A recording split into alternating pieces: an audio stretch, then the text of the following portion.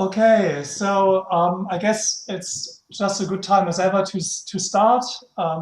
So very, very warm welcome to everyone who's joining us from SynthBooth. This is, great to be at a expo, even though it is a virtual one this year. Last year, Robert and I were at SuperBooth, which was an amazing event and so much fun. And unfortunately, we missed out on that this year. But, SynthBooth is shaping up to be very exciting and also just a great place to meet people. And, if you're at SynthBooth, please drop in for a chat. And, over today and maybe tomorrow, we're happy to have a Zoom chat with you individually if you just let us know, and happy to answer your questions. So this live stream is really a overview of what the AE Modular system is and about tangible waves and Robert's amazing creation that he has made. And then there's a little bit of a performance that I made up at the end, not long, and there may be some time at the end to answer any of your questions that you have in the chat. But again, there's not much time. And if you have any further questions, please don't hesitate to either approach us via the chat in the synth booth or just sign up to our forum. And I think everyone knows where the forum is, forum.aemodular.com. And I will answer your questions there anytime. All right, so let's get started. What is the AE Modular? The AE Modular system is a new and exciting format that Robert has created about 3 years ago now. Robert will tell us more about that in a minute, how he came up with the idea and where this is all going. But 3 years ago, he created this new format, which is a bit smaller than Eurorack. It's much more affordable, and it has created an amazing community of modular synthesizer enthusiasts. And I think it is just growing in bounds and leaps, and people are using it in very creative and amazing ways. And this is just our very first attempt to connect to the community virtually. And let's go. So over to Robert, the creator and director of the creator of the system and director at Tangible Waves. Robert, just tell us a little bit about how you came up with the idea of the AE Modular format and about yourself and where you want to take this in the future. Over to you, Robert. Hello. AE Modular was kind of an accident. I was not going and now I start a modular synth factory. This was not my plan. It came out of a personal fun project. I started in 2017. I come from the IT business. I did a freelancer project over 3 years. This project was finished and I had some free time then, and I wanted to look where will life go now. And in this time, I came to know that many people are excited about modular synths. Many people look for them, want to play with a modular, but often cannot afford it. I must say I built my first modular synth at the age of around 16, 18 years when I was a student. This was in the 80s. It was a very exotic thing. And then I did this for a few years just as a hobby, and then I made the break for about 35 years. I was completely away from electronic music. And at this time, I rediscovered it, and I was totally excited to see that so many people want to get a modular. I didn't expect this. So in this free time, I started to think around, build this and that. I remembered a lot of things I made in the past. And my personal preference is to have small, compact things.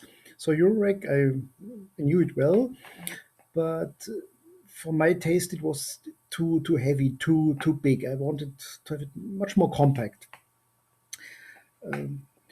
So I started to define a kind of module size, and I was looking for a very simplistic approach to everything,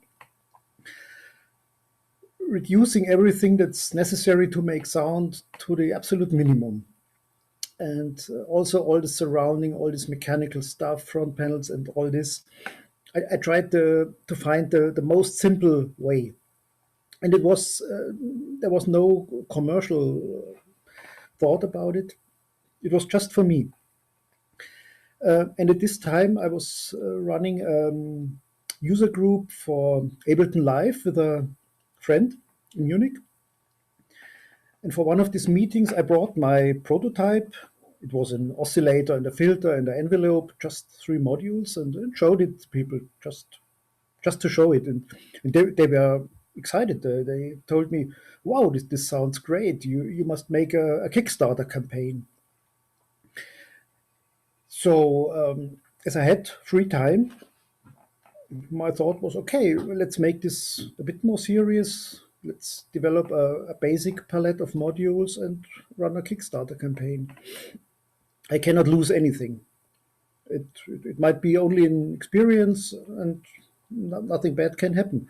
So I made all the things, videos and text and photos, and of course my prototype to have a complete basic system, and launched a Kickstarter campaign in October 2017. Yes.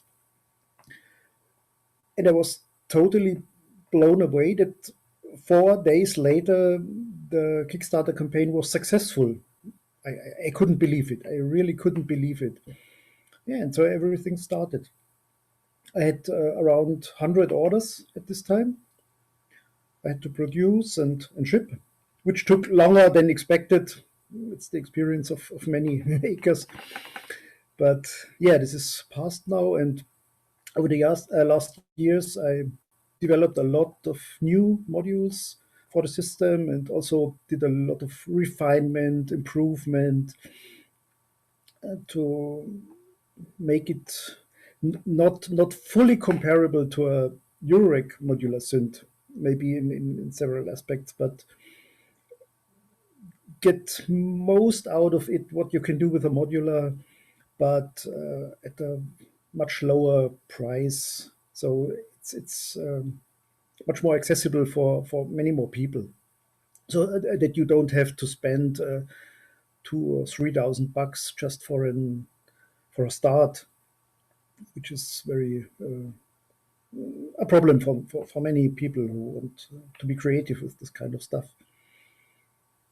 So we are, and the thing is growing, a lot of orders. We are behind the schedule. Often people have to wait, unfortunately, but we are on a good way. The team has grown the last time, and yeah, it's great fun to make this. Make something that's really my passion. I found really this is creating stuff for making sound is really a 100% passion thing for me. Yeah.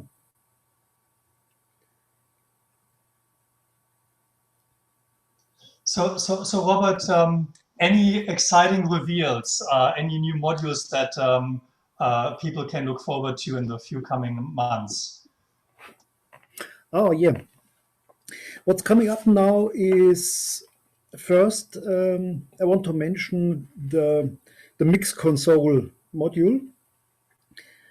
It's classical mixer, but in the AE Modular format. It's a 4-channel mixer with level and pan and 2 effect sends, effect returns. I can show the prototype. Looks like this.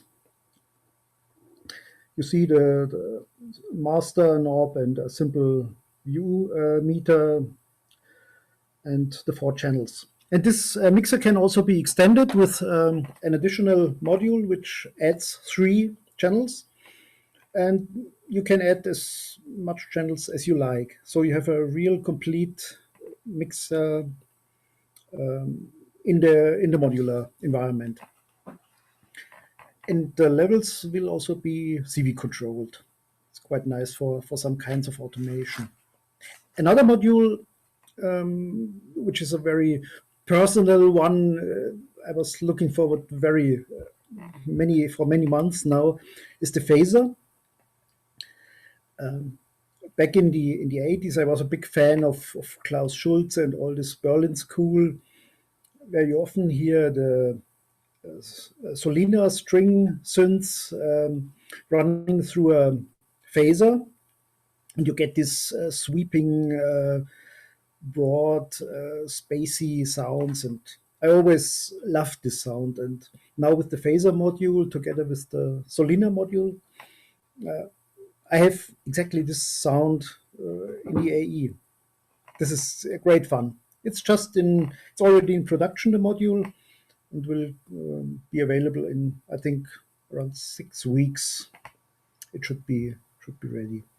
And the last one, which is interesting, is a module that offers a oscilloscope and a voltmeter and a frequency meter, spectrum analyzer, all kind of visualization of audio stuff in one module, which is also good for learning, really to see the waveform, to see how a sawtooth changes when you run it through a filter, or measure frequency, calibrate your oscillators and stuff like this. This is also a new one that will come up the next weeks. Okay, well, thanks so much, Robert. I think I just want to give a quick overview for people that are new to the AE Modular format, and I will share my screen to a camera that I have pointed at my personal system that I have here in my studio. And I just want to point out a few of the modules, and after that, I will give a short demonstration of how this thing sounds like. And please excuse me already because I'm not a musician. I just patch stuff up, but I hope that the sound will come through and you will hear what it looks like, what it sounds like. So just quickly sharing my screen.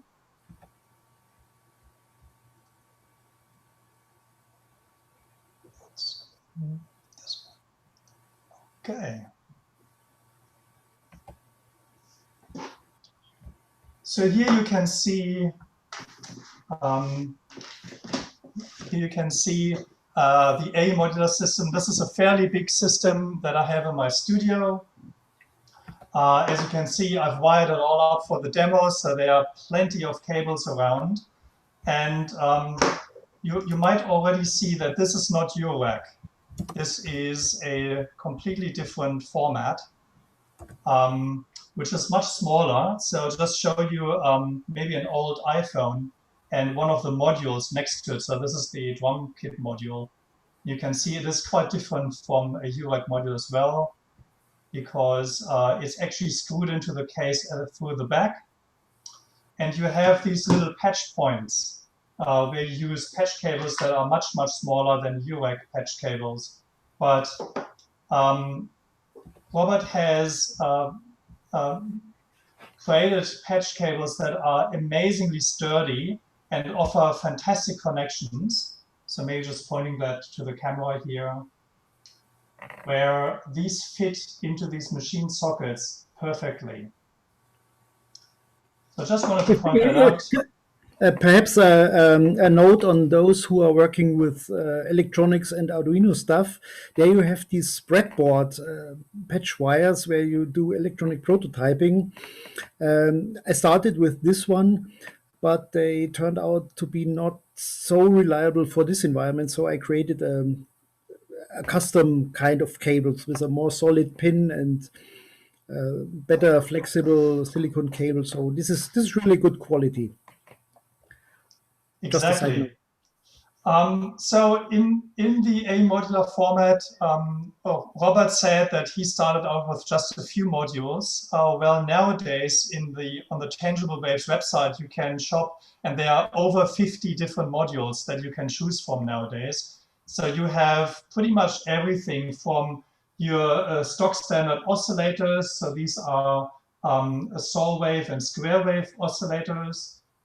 You have a triangle oscillator with the VCO, a fairly new one, some digital oscillators, a kind of a super saw, and a FM oscillator, which is really nice. This is the Solina string oscillator, which is based on the old Solina string machine.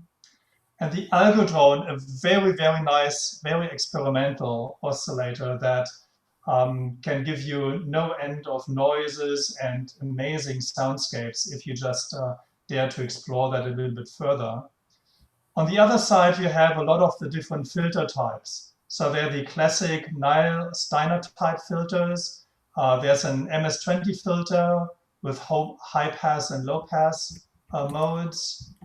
You have a state variable filter and a WASP filter that uses the vectoral type. So classic all analog filter types and some pure analog oscillators as well. In the modulation section down in this row, you have your standard LFOs. Again, these modules are all dual, so dual LFOs, dual envelopes, dual VCAs, dual oscillators in very, very small format. You can get a lot of modules into a case. We have a spring reverb for effects, but there's also a digital effects module at the top here, which is using the famous SpinFX chip. And there are various types of sequencers. At the bottom here, you have melodic sequencers where you can control the pitch and the gate. You have a 16-step version and an 8-step version of that. We have trigger sequencers, 3 different types for those. The Trig 164 is a 4-channel, 16-step trigger sequencer. The topograph is actually a clone of the mutable instrument. I forgot the name. I think Grids is the name. Grids, yes. For mutable instruments. So this is now in this format. And next to that, we have a multi-mode divider where you can, basically it's a beat divider module where you can switch between different algorithmic modes, like beat, binary, decimal, and even Fibonacci numbers. And those go via a logic section straight into the drums. You have kick drums and a lo-fi drum kit with snare, hi-hats, open highs, and so on. An analog delay, and various types of mixers and attenuators. So really, in the AE Modular ecosystem, you find pretty much any module that you would need to get started in modular synthesis. And it's small. It can be powered with a battery, so with a battery pack for your phones, and it's very, very portable and very affordable. So let's just hear how that thing sounds like. And this is an experiment again, because I'm streaming this through Zoom and from Zoom to YouTube. So I just hope that everything comes across to you guys. So let's see how I get that done. So where's my controller here? Over to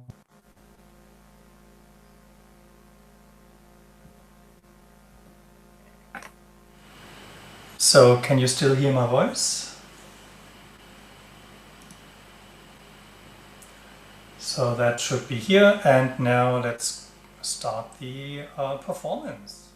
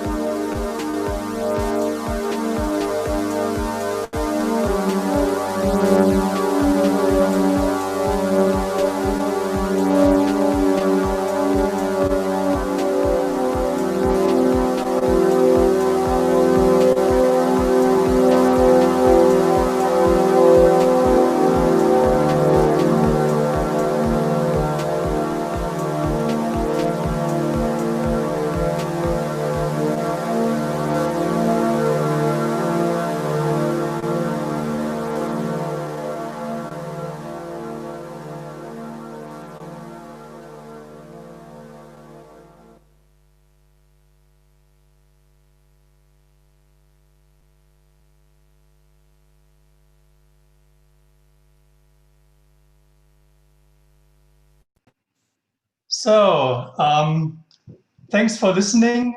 That was my little performance that showcased most of the modules in my system.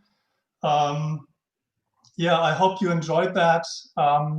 There's still a little bit of time to answer any questions that you put in the chat. So, well, thanks, you're too kind.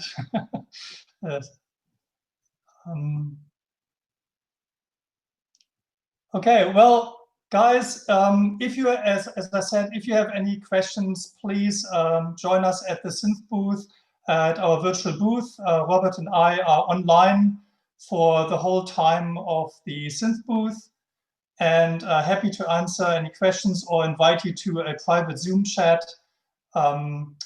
And otherwise, do touch base via the forum or any other means, Facebook and so on. So yeah, really glad to have you. There's one question. Yes, the bell sound was made with the FMOS module, which if you just actually going unfiltered through a VCA with a short, longer envelope, creates these crazy bell sounds. Very nice. So yeah, look, thanks everyone for logging in and watching us. And I just hand over to Robert if you have any closing remarks for us, Robert. Just make sure that you're not muted. I think I muted you.